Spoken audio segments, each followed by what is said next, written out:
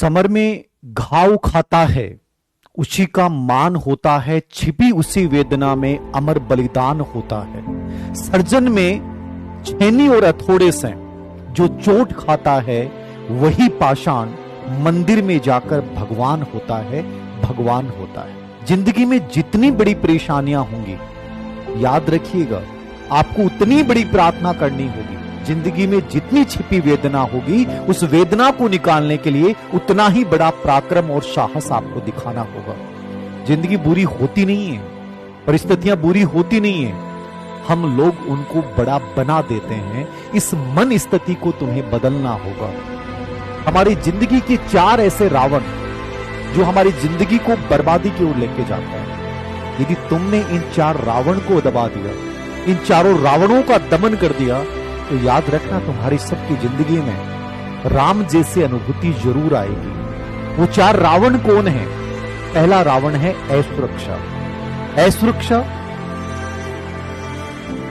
क्या है? असुरक्षा हर बच्चे के मन और मस्तिष्क में पहला सवाल ये होता है कि सर मैं गिर जाऊंगा, मैं खड़ा नहीं हो पाऊंगा, मैं फेल हो जाऊंगा। कोई भी कार्य करने से पहले उसके बारे में असफलता का मानचित्रण बनाना, ये तुम्हारी जिंदगी को पराजय की ओर लेके जाता है। जिंदगी में कभी पराजय की सोच रखनी नहीं है, हमेशा याद रखना सफलता का मानचित्रण बनाए। यदि तुम हमेशा इसी असुरक्षा के बारे में सोचते रहे, तो जिंदगी भर तुम्हारी पराजय निश्चित है।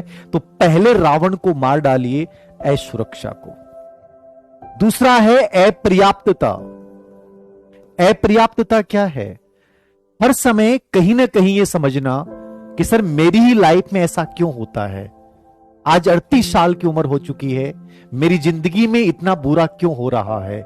हमेशा अपनी कमियों के बारे में बात करना, हमेशा अपनी कमजोरियों के बारे में बात करना, आपको हमेशा याद रखना कमजोर ही बना के रखेगा।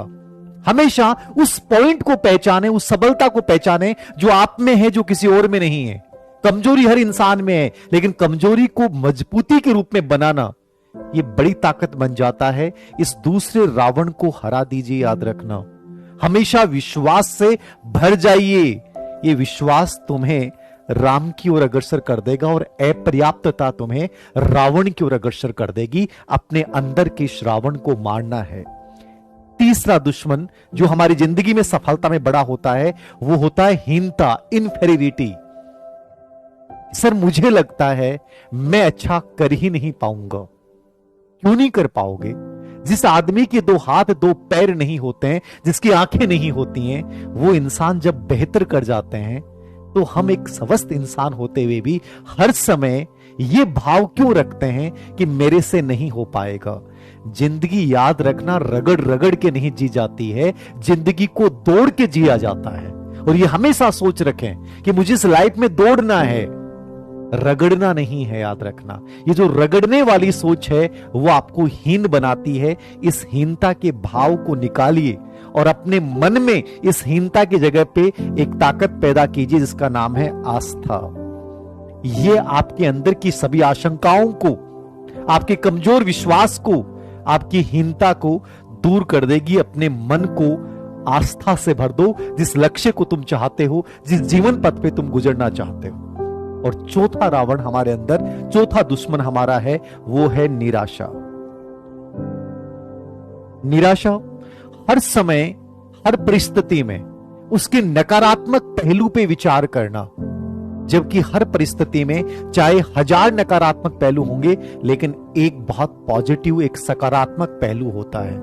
यदि तुमने अपने आप को निराशा के बारे में मगन कर लिया, सोच लिया, तो तुम्हारे अंदर की जो शक्तियां हैं वो धीरे धीरे कमजोर होना शुरू हो जाएंगी। हमेशा याद रखना, आशा भरे दृष्टिकोण से देखिए।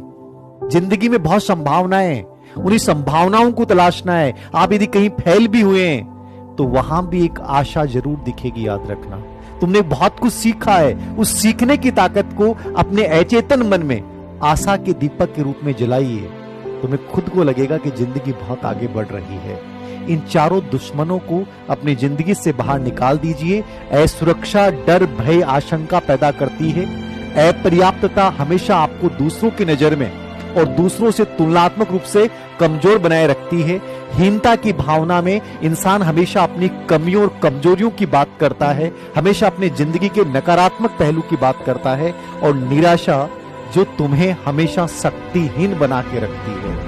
यदि इन 4 कमियों पे, इन 4 दुश्मनों को अपने मन और मस्तिष्क से निकाल दिया तो याद रखना, सफलता की कहानी जो लिखोगे वो एक ऐसी इबारत पे लिखी जाएगी जहां दुनिया केवल तुम्हारे लिए तालियां बजाएगी। याद रखना, जिनके लिए आज तक तुमने खुद ने तालियां बजाई हैं। तो ये कहानी की सफलता और असफलता इन 4 दुश्मनों को बाहर निकालने पे निर्भर करती है।